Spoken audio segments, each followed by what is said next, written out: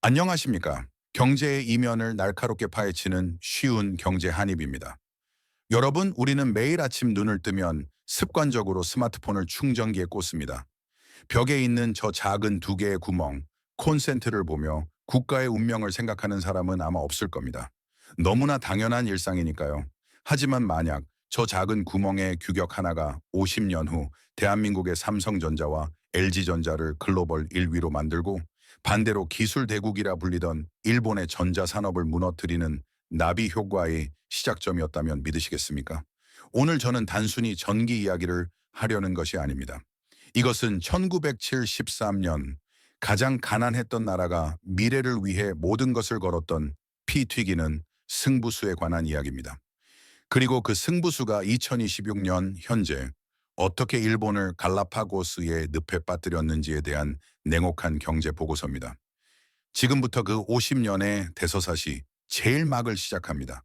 시계바늘을 1960년대 말로 돌려보겠습니다. 당시 대한민국은 1인당 국민 소득이 고작 200달러 남짓한 세계 최빈국 중 하나였습니다. 전력 사정은 그야말로 처참했습니다. 전기를 쓰는 집보다 못 쓰는 집이 더 많았고 그나마 전기가 들어오는 곳도 전압이 불안정해 정오 불빛이 가물거리는 게 일상이었습니다. 당시 우리가 쓰던 전압은 110볼트였습니다. 이것은 우리의 선택이 아니었습니다. 일제강점기 시절 일본이 자신들의 표준인 110볼트 시스템을 한반도에 그대로 이식해 놓은 식민지의 유산이었죠. 1968년 서울 신촌의 연세대학교 연구실. 이곳에는 한국 최초의 전기공학 박사인 한만춘 교수가 깊은 고뇌에 빠져 있었습니다. 곧 미국 유학을 마치고 돌아온 그의 눈에 비친 한국의 전력망은 그야말로 시한폭탄이었습니다. 이대로는 안 된다. 110볼트는 산업화를 감당할 수 없다. 한 교수는 밤을 지사하며 계산기를 두드렸습니다. 그리고 배전 전압 승합의 경제성에 관한 연구라는 역사적인 논문을 작성합니다. 이 논문의 핵심 논리는 간결하지만 충격적이었습니다. 전압을 110볼트에서 220볼트로 2배 올리면 전력 손실은 4분의 1로 줄어든다.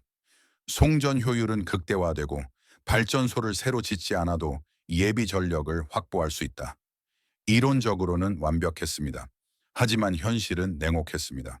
당시 관료들과 학계는 이 제안을 미친 짓이라고 불렀습니다. 왜 그랬을까요? 바로 비용 때문이었습니다. 여러분, 숫자를 한번 보십시오. 1973년 당시 대한민국 정부의 1년 총예산은 약 6,500억 원에서 1조 2천억 원 사이를 오갔습니다. 그런데 전국 승합 사업에 필요한 추산 비용은 무려 1조 4천억 원이었습니다. 국가 1년 살림살이를 몽땅 털어 넣어도 모자랄 판에 눈에 보이지도 않는 전압을 바꾸겠다고요? 당장 먹고 살기도 힘든 국민들에게 집에 있는 두꺼비 집과 가전제품을 싹 다 바꿔야 하니 돈을 내라고 설득할 수 있었겠습니까? 불가능에 가까운 일이었습니다. 더군다나 당시 경제 모델이자 선진국이었던 일본은 여전히 110볼트, 정확히는 100볼트를 쓰고 있었습니다. 일본도 안 바꾸는데 감히 한국이 시기상조다, 국가 재정이 파탄난다는 반대가 빗발쳤습니다. 보고서는 그렇게 서랍 속으로 사라지는 듯했습니다. 하지만 1973년 운명의 전화벨이 울립니다. 청와대였습니다. 각하께서 한 교수의 논문을 보셨습니다. 지금 당장 들어오시랍니다. 박정희 전 대통령과 한만춘 교수의 독대.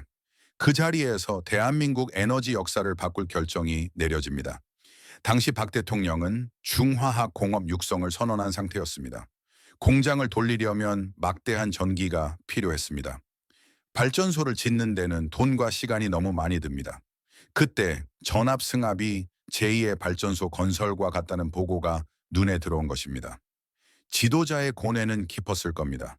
당장의 반발과 천문학적인 비용, 실패하면 정권이 흔들릴 수도 있는 도박이었습니다. 하지만 그는 미래를 선택했습니다. 임기 내에 욕을 먹더라도 50년 후의 후손들을 위해서라면 해야 한다. 지금 못하면 영원히 못한다. 1973년 정부는 마침내 전국 전압 승합 사업을 확정짓습니다. 이것은 단순한 정의공사가 아니었습니다. 장장 32년이 걸릴 대역사 다이자 국민의 생활 방식을 송두리째 뜯어고치는 혁명이었습니다. 자, 그렇다면 여기서 중요한 질문이 생깁니다. 당시 우리보다 훨씬 잘 살았고 기술적으로 앞서 있었던 일본은 왜 승합을 하지 않았을까요? 일본의 관료들이 멍청해서였을까요? 아닙니다. 역설적이게도 그들은 너무 합리적이어서 실패했습니다. 당시 일본은 이미 고도 성장기를 지나 가정마다 TV, 냉장고, 세탁기가 보급된 상태였습니다. 110볼트 인프라가 너무나 촘촘하게 깔려 있었죠. 이것을 220볼트로 바꾸려면 한국과는 비교도 안 될 만큼 천문학적인 비용, 현재 가치로 수백조 원이 필요했습니다. 일본의 주판알은 이렇게 말했습니다. 지금도 잘 돌아가는데 굳이 비용 대비 효과 비슬래시시가 안 나온다. 이 그냥 쓰던 거 쓰자. 그들은 현재의 비용이 아까워 미래의 효율을 포기했습니다. 1973년에 이 엇갈린 선택, 한국은 무모한 도전을 했고 일본은 안전한 현상 유지를 택했습니다. 그때는 아무도 몰랐습니다. 이 결정이 훗날 일본의 전자산업을 갈라파고스에 가두고 한국의 반도체와 전기차 산업을 폭발시키는 기폭제가 될 줄은 말입니다. 1조 4천억 원의 도박. 과연 그 결과는 어떻게 돌아왔을까요? 32년의 피땀 어린 승합 과정과 그 속에 숨겨진 신의 한 수가 제2부에서 이어집니다. 1973년 정부는 전압을 220볼트로 올리겠다고 선언했습니다. 하지만 선언만으로 세상이 바뀌지는 않습니다. 이때부터 한국전력 직원들과 국민들의 32년 전쟁이 시작됩니다. 혹시 시청자 여러분 중에 기억하시는 분들이 계실지 모르겠습니다.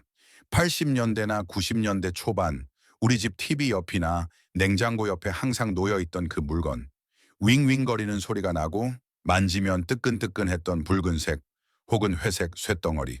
네, 바로 도란스라고 불렸던 변압기입니다.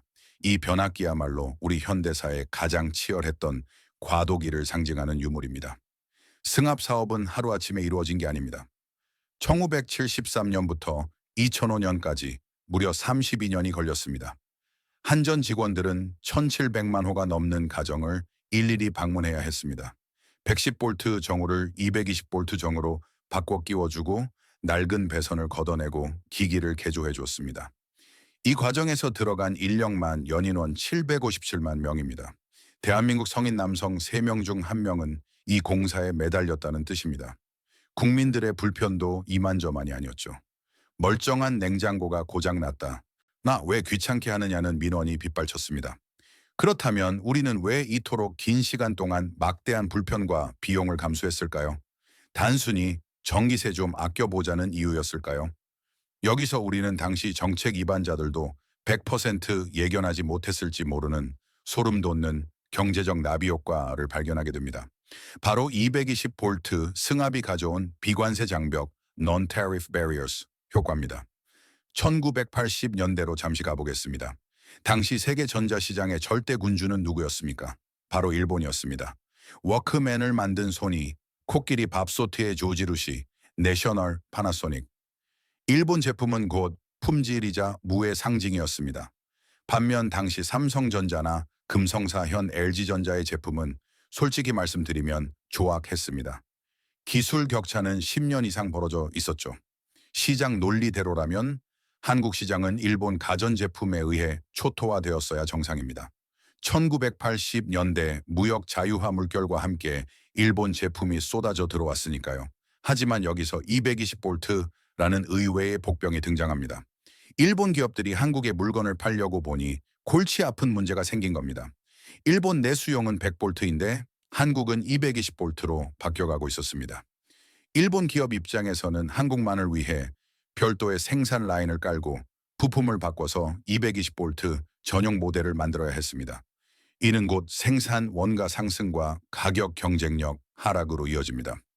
그렇다고 100볼트 제품을 그대로 팔면 어떻게 됩니까?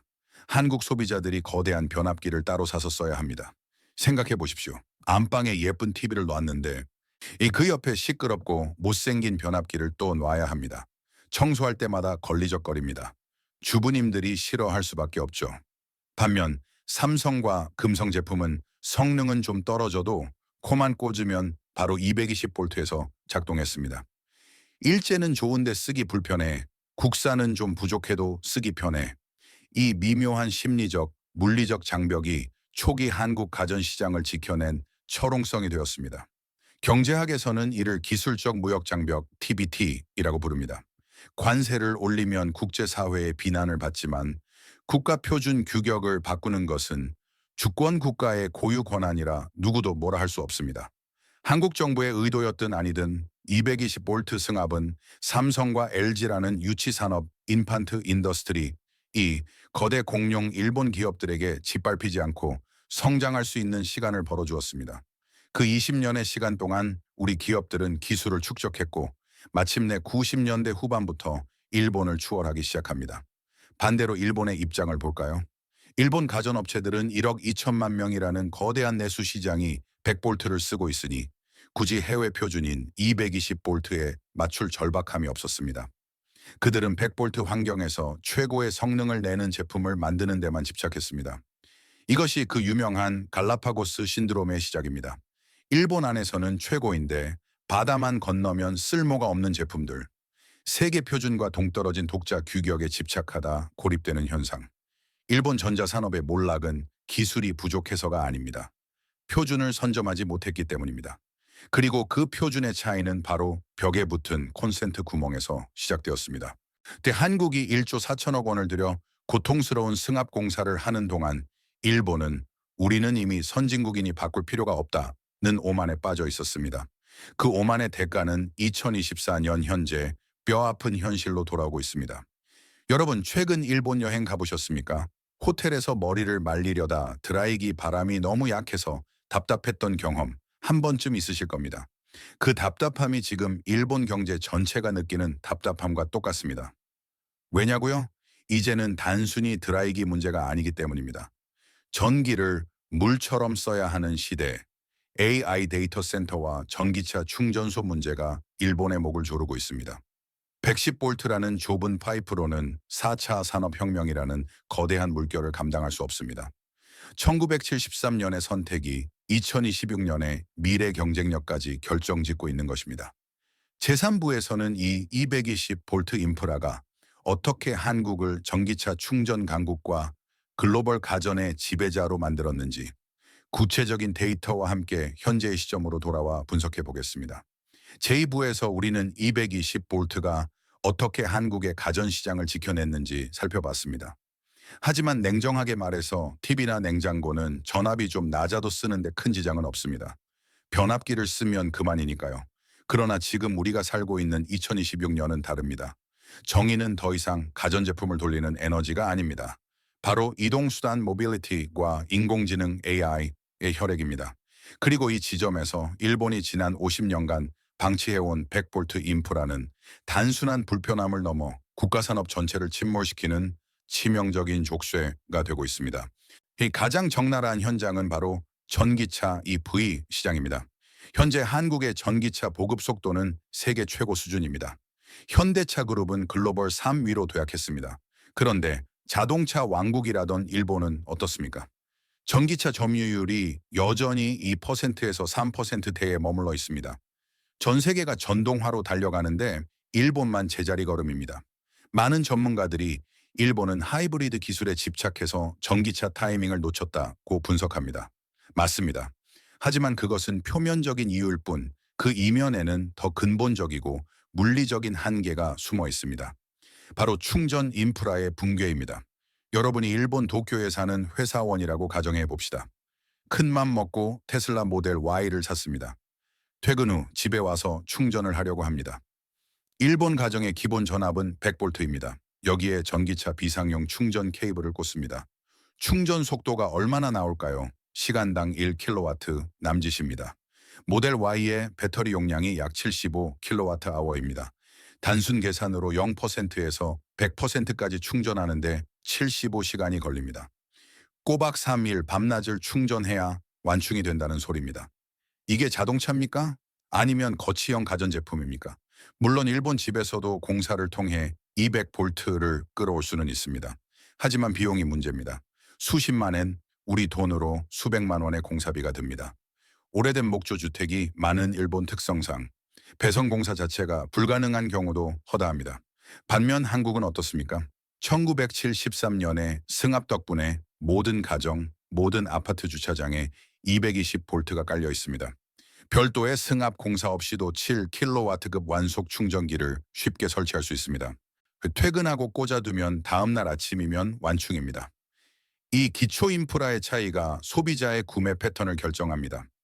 일본 소비자들이 전기차를 싫어하는 것이 아닙니다.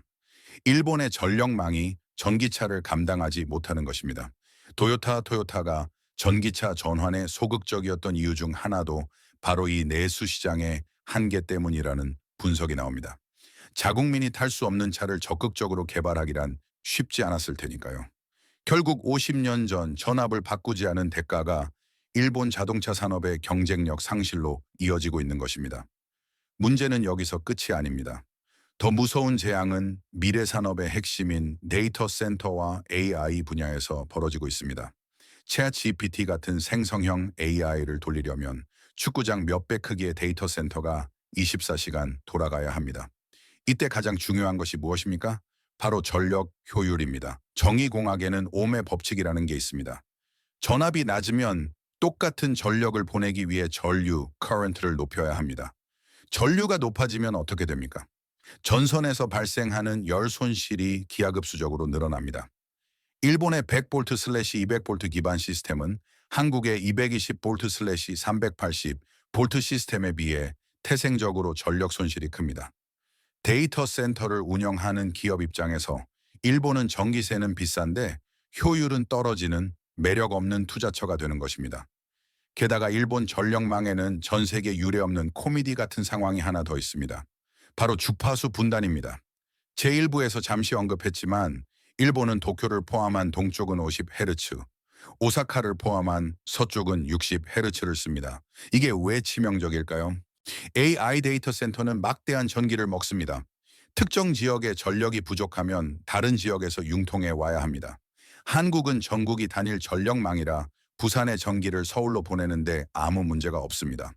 하지만 일본은 동쪽 전기를 서쪽으로 보내려면 중간에 주파수 변환소라는 거대한 시설을 거쳐야 합니다.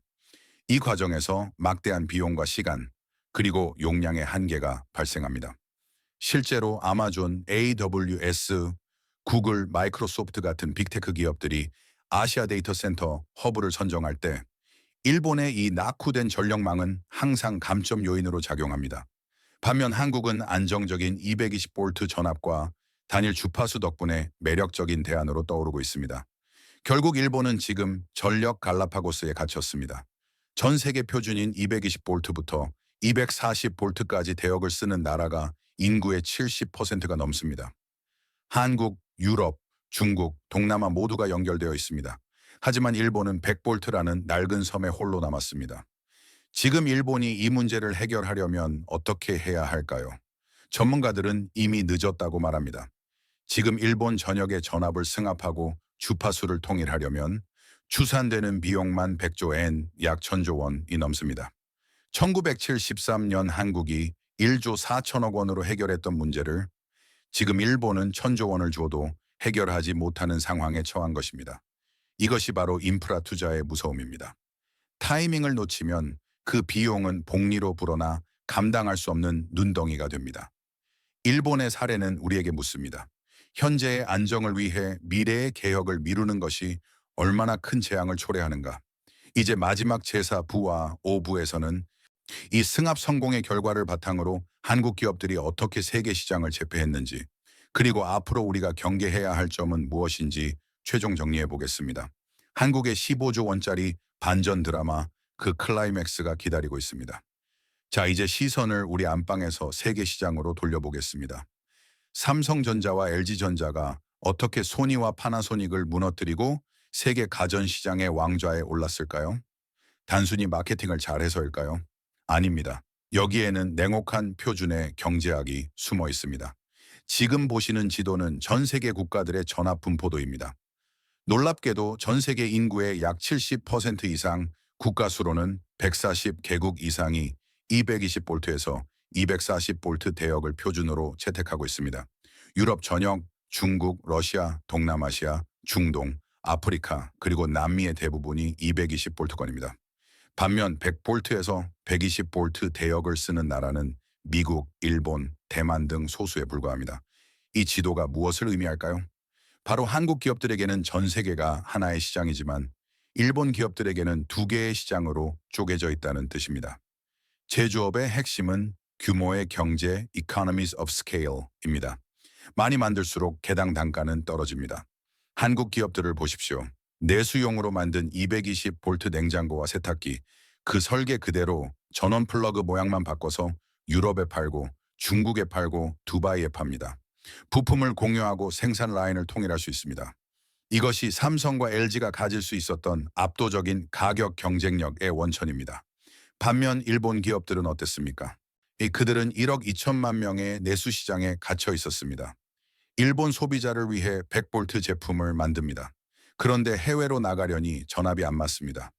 유럽 수출용 230V 제품을 따로 설계해야 합니다. 모터도 다르고 회로도 다르고 안전 규격도 다릅니다. 결국 연구개발비 R&D는 이중으로 들고 생산 라인은 분산됩니다. 당연히 원가는 높아질 수밖에 없습니다. 일본 기업들이 일본 제품은 정교하고 섬세하다고 자부할 때 한국 기업들은 우리는 표준에 맞고 가격이 합리적이다 라며 시장을 잠식해 들어갔습니다. 그 결과가 무엇입니까? 한때 세계를 호령하던 도시바의 백색 가전 사업은 중국 메이디그룹에 매각되었습니다. 액정의 제왕이라던 샤프는 대만 폭스콘에 넘어갔습니다. 사뇨는 파나소닉에 흡수된 뒤 공중분해되었습니다. 이들이 기술이 없어서 망했을까요? 아닙니다. 갈라파고스화된 표준을 고집하다가 글로벌 스탠다드라는 거대한 파도에 휩쓸려 나간 것입니다. 반면 한국은 1973년에 그 고통스러웠던 승합 결정 덕분에 자연스럽게 글로벌 스탠다드 220V 그룹에 합류했습니다. 우리가 의도했든 의도하지 않았든 한국은 전 세계 70%의 국가와 전력 동맹을 맺은 셈이 되었습니다. 이것은 한국산 제품이 국경을 넘을 때마다 보이지 않는 무비자 입국 혜택을 누린 것과 같습니다. 2024년 현재 미국 생활가전 시장 점유율 1위와 2위를 다투는 기업은 미국의 월풀이 아니라 한국의 삼성과 LG입니다. 심지어 110V를 쓰는 미국 시장에서조차 한국 기업들이 승리했습니다. 이미 220V 시장에서 확보한 막대한 자금력과 기술력으로 110V 시장까지 밀어붙인 것입니다.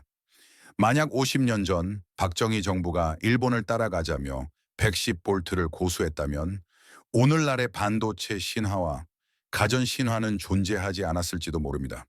우리는 불편함을 선택했고 그 대가로 세계 시장을 얻었습니다. 일본은 편안함을 선택했고 그 대가로 고립을 얻었습니다. 이제 마지막 저부에서는 이 역사가 2026년 대한민국에 던지는 최후의 메시지를 정리해 보겠습니다. 승합 사업이 남긴 15조 원의 이익, 그 너머에 우리가 진짜로 봐야 할 것은 무엇일까요? 지금까지 우리는 1973년에 낡은 콘센트 하나가 어떻게 50년 후 국가의 운명을 갈라놓았는지 그 긴 여정을 함께했습니다. 결론은 명확합니다. 일본은 현재의 안락함을 선택했습니다. 당장의 비용이 아까워 변화를 거부했고 그 대가로 1,000조 원을 줘도 되돌릴 수 없는 갈라파고스의 섬에 갇혔습니다. 반면 대한민국은 미래의 고통을 선택했습니다. 1조 4천억 원이라는 천문학적인 돈을 쏟아붓고 32년 동안 온 국민이 불편을 감내했습니다. 하지만 그 피땀의 대가는 15조 원 이상의 경제적 이익과 세계 시장 재패라는 달콤한 열매로 돌아왔습니다. 역사는 우리에게 차가운 교훈을 던집니다. 타이밍을 놓친 개혁은 재앙이 된다는 사실입니다. 존경하는 구독자 여러분, 이 승합 사업의 성공 신화는 단순히 우리가 일본을 이겼다며 자화자찬하기 위한 옛날 이야기가 아닙니다. 이것은 지금 2026년 저성장의 늪 앞에서 주저하고 있는 대한민국에게 던지는 준엄한 경고장입니다. 지금 우리 앞에는 AI 전력망 확충, 연금 개혁, 노동시장 유연화 같은 제2, 제3의 승합 과제들이 산적해 있습니다. 이 과제들은 1973년 그때처럼 막대한 비용과 사회적 갈등을 요구합니다. 당장은 표가 되지 않고 당장은 욕을 먹을 수도 있습니다. 하지만 우리가 지금 편하자고 이 개혁들을 미룬다면 50년 후 우리의 아이들은 지금의 일본처럼 활력을 잃은 나라에서 살게 될지도 모릅니다. 1973년에 지도자와 국민들이 보여주었던 그 미래를 위한 용기. 지금 우리에게 가장 필요한 것은 바로 그 야성, wildness이 아닐까요? 오늘의 영상이 여러분께 단순한 정보가 아니라 시대를 읽는 통찰이 되었기를 바랍니다. 대한민국 경제가 다시 한번 세계의 표준이 되기를 기원하며 오늘 분석을 마칩니다. 내용이 유익하셨다면 구독과 좋아요 부탁드립니다. 여러분의 작은 관심이 더 깊이 있는 분석을 만드는 힘이 됩니다. 지금까지 쉬운 경제 한입이었습니다. 감사합니다. 면책 조항 및 저작권 안내 본 영상은 공공의 이익을 위한 정보 제공 및 비평을 목적으로 제작되었습니다. 특정 개인이나 단체를 비방하거나 명예를 훼손하려는 의도가 없음을 명확히 밝힙니다. 본 영상의 내레이션과 일부 이미지는 AI 기술을 활용하여 제작되었습니다. 영상에 포함된 분석과 견해는 제작자의 주관적인 해석일 수 있으며 사실과 다를 수 있습니다. 시청자 여러분께서는 이를 참고용으로만 활용해 주시기 바랍니다. 저작권 공정이용 Fair Use. 본 영상에 사용된 자료는 저작권법의 공정이용 원칙을 준수하며 비평 및 교육 목적으로 인용되었습니다.